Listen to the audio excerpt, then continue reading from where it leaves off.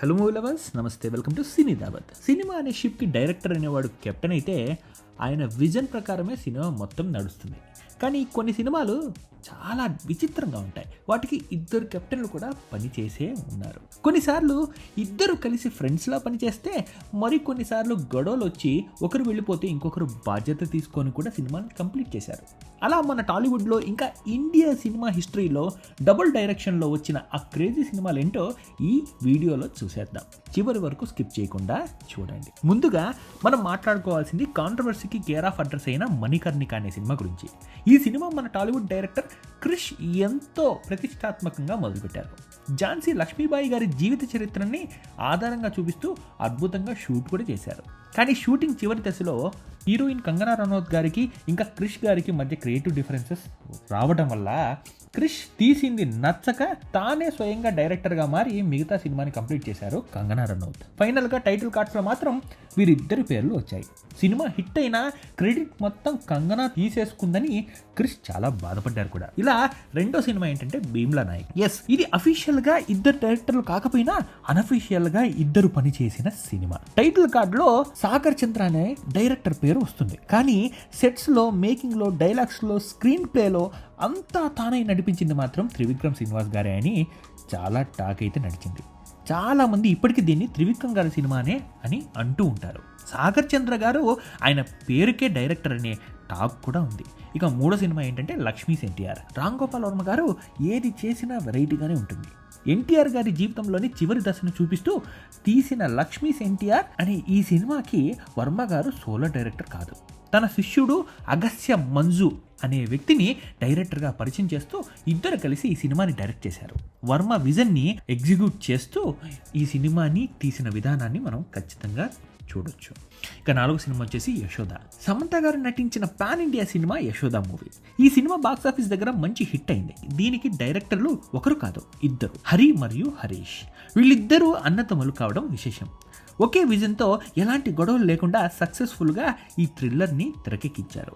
బాలీవుడ్లో Raj and DK లాగా మన దగ్గర వీళ్ళు ఖచ్చితంగా ఫేమస్ అవుతున్నారు కూడా. ఇక ఐదో సినిమా వచ్చేసి విశ్వరూపం. అదేంటి శభాష్ నాయుడు. కమల్ హాసన్ గారు శభాష్ నాయుడు అనే సినిమాని టీకే రాజీవ్ కుమార్ డైరెక్షన్లో మొదలుపెట్టారు. కానీ షూటింగ్ టైంలో రాజీవ్ గారికి ఆరోగ్యం బాగలేకపోవడంతో ఆ బాధ్యతను కమల్ హాసన్ గారే తీసుకున్నారు. అయితే ఈ సినిమా ఇంకా రిలీజ్ కాలేదు. అలాగే విశ్వరూపం అనే సినిమా ఈ విషయంలో కూడా మొదట వేరే డైరెక్టర్ అనుకొని తర్వాత కమల్ హాసన్ గారే డైరెక్ట్ చేశారని కూడా టాక్ అయితే వచ్చింది. కానీ విశ్వరూపం బ్లాక్ బస్టర్ హిట్ కదండి. ఇక ఆరో సినిమా వచ్చేసి కర్మ. అడవిశేష్ గారి హీరోగా, డైరెక్టర్గా రెండింటి బాధ్యతను తీసుకుంటూ చేసిన సినిమా కర్మ. ఈ సినిమాకి శేష్తో పాటు జేడ్ టేలర్ అని మరో డైరెక్టర్ కూడా పనిచేశారు. ఒక కొత్త రకమైన థ్రిల్లర్ని ఈ ఇద్దరు కలిసి ప్రజెంట్ చేశారు. ఇక ఏడో సినిమా వచ్చేసి రాధేశ్యామ్.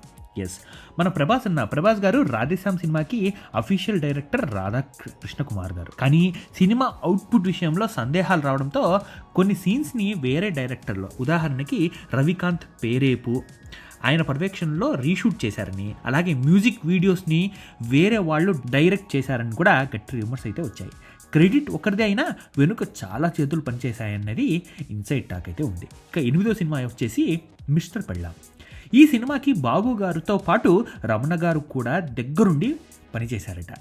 ఇక తొమ్మిదో సినిమా వచ్చేసి రీసెంట్గా బాక్సాఫీస్కి వచ్చి షేక్ చేసిన కిరణ్ అబ్బవరం గారి కా సినిమా. ఈ సినిమా సక్సెస్ వెనుక కూడా ఇద్దరు డైరెక్టర్లు ఉన్నారు. వాళ్లే సుజీత్ మరియు సందీప్. కొత్త వాళ్ళైనా పీరియడ్ బ్యాక్డ్రాప్లో ఒక సస్పెన్స్ థ్రిల్లర్ని ఇద్దరూ కలిసి అద్భుతంగా డీల్ చేశారు. క్లైమాక్స్ ట్విస్ట్ని అంత బాగా హ్యాండిల్ చేయడంలో వీరిద్దరి కోఆపరేషన్ ఖచ్చితంగా ఉంది. సినిమా కూడా చాలా అద్భుతంగా ఉంటుంది. ఒక హీరో కంబ్యాక్ ఇవ్వడానికి ఈ ఇద్దరు డైరెక్టర్లు కలిసి చేసిన ప్రయత్నం రిజల్ట్ అద్భుతంగా వచ్చింది. కా సినిమా కిరణ్ అబ్బవరం గారికి మంచి కంబ్యాక్ హిట్గా కూడా మారింది. ఇక 10వ సినిమా వచ్చేసి అక్కినేని నాగార్జున గారు నటించిన ఎమోషనల్ పీరియడ్ డ్రామా రాజన్న. ఈ సినిమాకి మెయిన్ డైరెక్టర్ విజేంద్ర ప్రసాద్ గారు, అంటే రాజమౌళి గారి నాన్నగారు. కథలోని ఎమోషన్ని ఆయన అద్భుతంగా డీల్ చేశారు. కానీ ఈ సినిమాలో వచ్చే గూస్ బంప్స్ తెప్పించే యాక్షన్ సీన్స్ అన్నీ చూసారా, గమనించారా? వాటిని డైరెక్ట్ చేసింది మాత్రం రాజమౌళి గారే. తండ్రికి సహాయం చేయడానికి రాజమౌళి గారు యాక్షన్ కొరియోగ్రఫీ మరియు డైరెక్షన్ బాధ్యతను తీసుకున్నారు. అందుకే ఆ సీన్స్ అంత పవర్ఫుల్గా వచ్చాయి, సూపర్గా కూడా వచ్చాయి. ఇక 11వ సినిమా వచ్చేసి శ్రీలీలను ఇండస్ట్రీకి పరిచయం చేసిన సినిమా పెళ్లి సందడి. ఈ సినిమా టైటిల్ కార్డ్స్లో డైరెక్టర్గా గౌరీ రోణంకి అనే పేరు ఉంటుంది, కానీ దర్శకత్వ పర్యవేక్షణాన్ని మాత్రం మన కె రాఘవేంద్రరావు గారి పేరైతే ఉంటుంది. సెట్స్ లో ప్రతి సీన్ ని రాఘవేంద్రరావు గారు దగ్గరుండి చూసుకున్నారట. గౌరీ రోణంకి ఆయన శిష్యురాలు కాబట్టి గురువు గారి సపోర్ట్ తో ఈ సినిమాని హిట్ చేసుకున్నారు. ఇక 12వ సినిమా వచ్చేసి రాజమౌళి గారి మొదటి సినిమా స్టూడెంట్ నెంబర్ 1. నిజానికి ఈ సినిమాకి దర్శకత్వ పర్యవేక్షణ అని కె రాఘవేంద్రరావు గారి పేరే వేశారు. అప్పటికి రాజమౌళి గారు కొత్త, ఇంకా ఆయన ఫస్ట్ డైరెక్షన్ కాబట్టి ఈ సినిమా మీద నమ్మకం కోసం అలా చేశారట.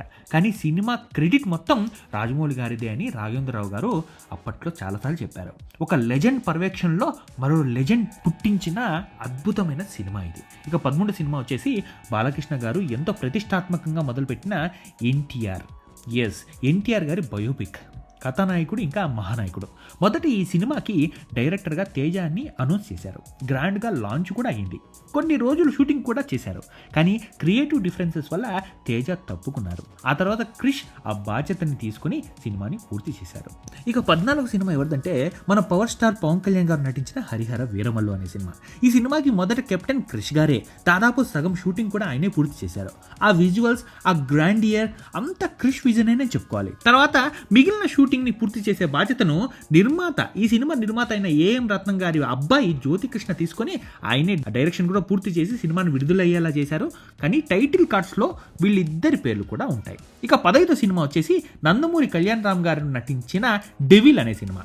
చెప్పాలంటే ఈ సినిమా వెనక ఒక పెద్ద యుద్ధమే జరిగింది. ఈ సినిమాకి మొదట అనౌన్స్ చేసిన డైరెక్టర్ నవీన్ మేడారం. దాదాపు 100 రోజులు షూటింగ్ చేసింది ఆయనే. కానీ సినిమా రిలీజ్ టైంకి వచ్చేసరికి టైటిల్ కార్డ్స్ మీద ఆయన పేరు మాయమైంది. ఆ ప్లేస్లో నిర్మాత అభిషేక్ నామా ఆయన డైరెక్ట్ చేస్తున్నట్టు పేరు వేసుకున్నారు. నిర్మాత వర్షన్ ఏంటంటే నవీన్ ఈ ప్రాజెక్ట్ని హ్యాండిల్ చేయలేకపోతే తానే పూర్తి చేశానని కూడా చెప్పుకొచ్చారు. కానీ నవీన్ మాత్రం ఇది నా బిడ్డ, నా కష్టాన్ని లాక్కున్నారు అని ఎమోషనల్ అయ్యారు. అప్పట్లో ఈ వార్త కూడా చాలా హల్చల్ చేసింది. క్రెడిట్ విషయంలో ఇండస్ట్రీలో జరిగిన పెద్ద గొడవల్లో ఇదొకటి. అలా ఒకే ప్రాజెక్ట్ ఇద్దరి డైరెక్టర్ల చేతిలో మారింది. ఇద్దరు డైరెక్టర్లు ఉంటే 2 మెదళ్ళు పనిచేస్తాయి కాబట్టి అవుట్పుట్ డబుల్ రేంజ్లో రావాలి. కానీ ఈగోలు వస్తే మాత్రం సినిమాకే ముప్పు. వీటిలో మీకు నచ్చిన సినిమా ఏది? కింద కమెంట్ సెక్షన్లో పంచుకోండి.